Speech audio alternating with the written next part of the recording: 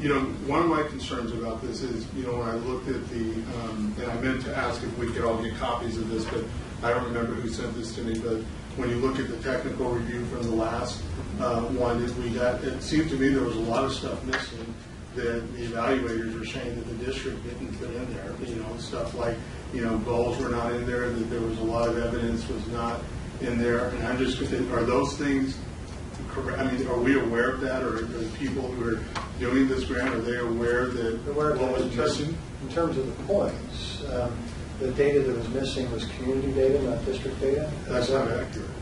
That's absolutely accurate, and it was analyzed externally, and there was an actual summary of that that got printed by the University of Utah in the Economic and Business Review. Well, can you send us a copy, send everybody a copy of this, the Race to the Top technical review form? There was 3 evaluators, and it looks to me that a lot of district data was missing. What were you So you're talking about? talking about the proposal a year ago that was evaluated, and the district received feedback on a year ago. I don't know how that's relevant to this discussion, but I'd be happy to send it to you. Well, it's relevant if if we make the same mistakes again and we don't get awarded. Well, I think that, you know, yeah, I think that what I would say is, from what I've been hearing, is they use what was, you know, the feedback that they got from the last one. Obviously, they'll be putting it into this one.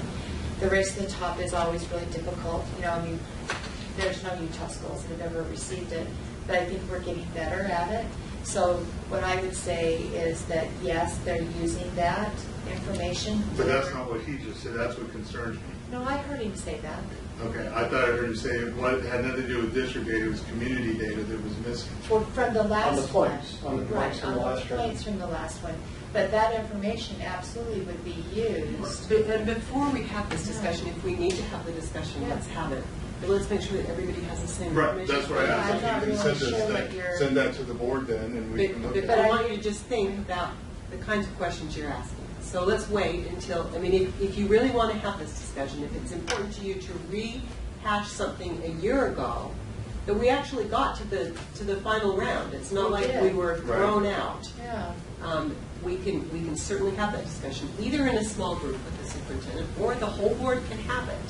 But it seems to me that it might be better to move forward with this grant rather than us worrying about feedback that's already been delivered. If you have a specific question about what data is missing, let's make an appointment, sit down with the superintendent, and we'll talk about it. Okay, let's do that. Okay. Because I'm just sharing different things, and it concerns me if we're going to repeat the same mistakes, then we won't be awarded the grant again. Did you hear, though, that I explained that it's graded differently, so your comparison with last year is irrelevant? Is that... I don't think it's irrelevant. That's why probably we need to talk. If you think it's irrelevant. All right. And that'll be good to... Let's arrange that. And let's get somebody in the room, Michael, who actually knows a lot about the grant process, the writing of it, the way... Yeah, I'm just reading the review. I don't know. Right. You're just reading the review, and you may or may not be making the intelligent conclusion. As a policymaker, that's why I'm asking the question. Okay. Okay. This is a repeating pattern, though, that we should decide as a board how to handle. When a member has this document in front of them that no one else has and throws out an unexpected question, it might be good, instead of what just happened, to say, that's a great question, we'll get a copy of that document, because it is a little silly talking about a document that's in front of you that no one else has seen, and it's happened before, and it does take up time. So at some point we should we should have a procedure for when someone has a document, no one else is discussing information that none of us have. At some point we have to have a pat answer that, oh, well, that's a good question. We'll distribute that document, or if it's a single-page document, you could run in the back and make photocopies. But this is a continuing problem for the board. But I do think it should be relevant to what is current. And so if there is something, and I agree with you, Zach, we need to all have the same information. If it's relevant to what we're talking about, then that's true. Okay. Yes, May I make a suggestion really quickly? Yes. If there are documents that someone wants to discuss, I don't see why that person, that board member, or whomever, can't come early to the meeting and get a copy sent to the rest of us. right. Or distribute it through an email to Right. the rest of us, Right. so we have time to review it before the meeting. And I think that would just be a nice courtesy. Yeah, that'd be great. Otherwise, it's hard to say, it's hard to know how we could actually answer the question or discuss it if none of us are privy to the information. I just would like us to have some procedure for when this happens over and over.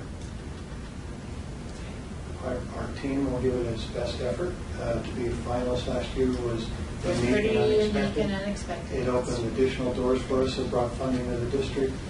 We hope to get awarded the grant. The next item is just a heads up on the manner in which the governor is conducting his education summit this year. He's calling it essentially a statewide